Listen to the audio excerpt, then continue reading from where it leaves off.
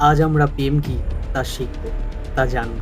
নাটকটির নাম উৎসর্গ। অভিনয় করেছেন জিয়াউল ফারুক অপূর্ব ও মোমো। এখানে পরিচালনা করেছেন মিজানুর রহমান আরিয়ান। 2016 সালে নাটকটি মুক্তি পায়। এত অসাধারণ নাটক, আমি বলবো সেই সময় নাটক ইন্ডাস্ট্রি খুব কম বাজেটে কাজ করত, তাই কোয়ালিটি হয়তো তোমাদের একটু এখনকার মতন লাগবে না, কিন্তু গল্পের দিক থেকে যদি বলি তাহলে বলবো ব্যাপক অসাধারণ ইমোশনাল নাটক। তোমরা দেখলে না বুঝতে পারো, যারা খুব ইমোশনাল আমি বলবো তারা দেখো না।